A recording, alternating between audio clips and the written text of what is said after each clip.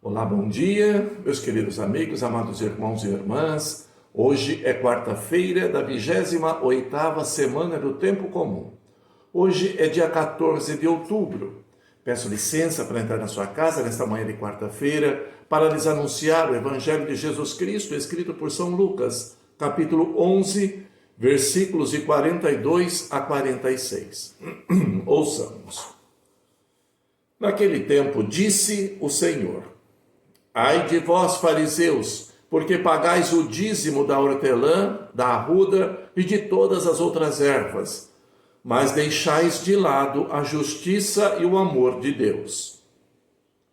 Vós deveríeis praticar isso sem deixar de lado aquilo.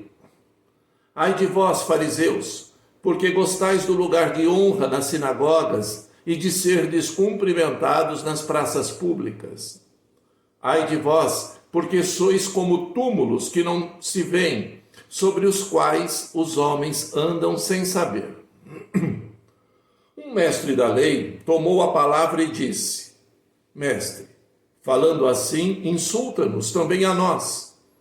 Jesus respondeu: Ai de vós também, mestres da lei, porque colocais sobre os homens cargas insuportáveis, e vós mesmos não tocais nessas cargas nem com um só dedo. Queridos irmãos e irmãs, estas são palavras para a nossa salvação. Glória a vós, Senhor.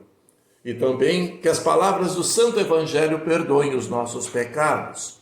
Amém. Queridos irmãos, queridos amigos, no Evangelho de hoje, Jesus pronuncia dois ai de vós contra os fariseus que se julgavam os mais corretos em relação ao cumprimento da lei, e contra os doutores da lei, que eram os encarregados de ensinar e guiar os outros pelos caminhos de Deus. Jesus dirige duras palavras contra eles, que se aproveitam de seu status para se envaidecerem e oprimirem as outras pessoas.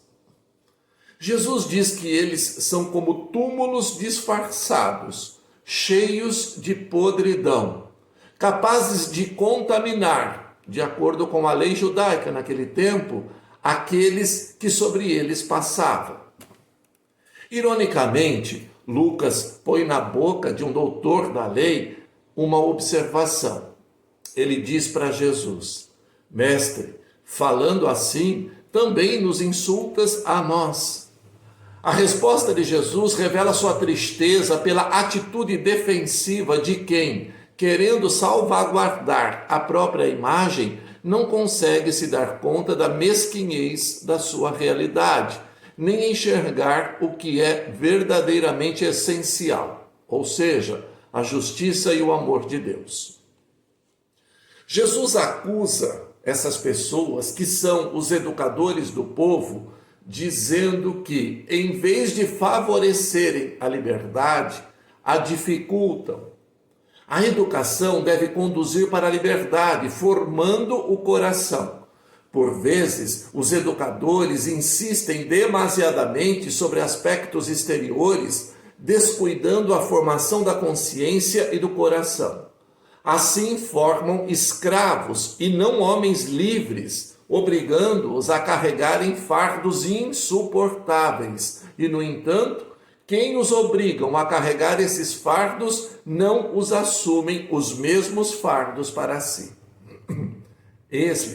Eles cumprem com os preceitos religiosos, mas não exercitam a caridade e o amor. Diz Jesus em relação a eles: Pagais o dízimo da hortelã, da arruda e de todas as plantas, mas deixais de lado a justiça e o amor de Deus. Querer ser perfeito nas coisas exteriores somente alimenta a soberba da pessoa. Mas o esforço por libertar o coração o torna humilde, porque sabe que ele mesmo ainda não está completamente livre. Como cristãos, somos convidados a nos converter a uma fé cada vez mais concreta, a fé das obras e da verdade, a nos converter às obras do Espírito, como nos exorta São Paulo na carta aos Gálatas, depois de ter excluído as obras da carne, irradiar os frutos do Espírito. E os frutos do Espírito são a caridade, a alegria, a paz, a paciência, a benevolência, a bondade, a fidelidade, a mansidão, a temperança. Os que são de Cristo crucificaram a carne com as suas paixões e apetites. É a morte progressiva do homem velho. Se vivemos pelo Espírito, caminhemos também segundo o Espírito.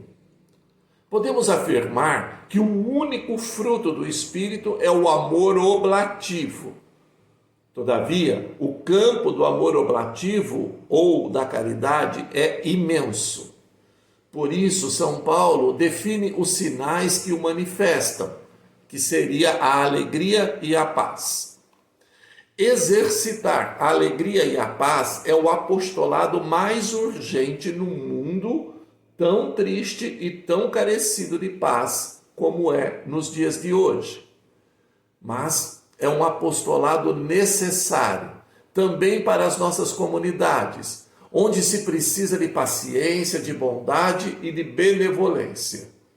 Precisamos irradiar os frutos do Espírito, ou seja, a fidelidade a Cristo e a mansidão, que está sempre unida à humildade. Aprendei de mim, nos diz Jesus, que sou manso e humilde de coração. A temperança, ou o autodomínio, isto é, deixar-se guiar nos pensamentos, desejos, afetos, palavras, ações, não pelo próprio eu, muitas vezes egoísta, mas pelo Espírito de Deus. É evidente que tudo isso não se realiza num dia. Supõe-se um encontro frequente com o Senhor através da oração e a conversão permanente ao Santo Evangelho. Amém. O Senhor esteja convosco, Ele está no meio de nós. Que o Deus rico em misericórdia possa abençoar você, sua família e todas as suas ações que serão realizadas neste dia. Abençoe seus trabalhos e motivações e que em todas as suas obras você possa honrar e glorificar a Deus. Pela intercessão de Santa Rita de Cássia, nossa amada padroeira, receba a bênção do Deus Todo-Poderoso, o Pai, o Filho e o Espírito Santo. Amém. Um bom dia a todos, Deus vos abençoe, saúde, paz e bem.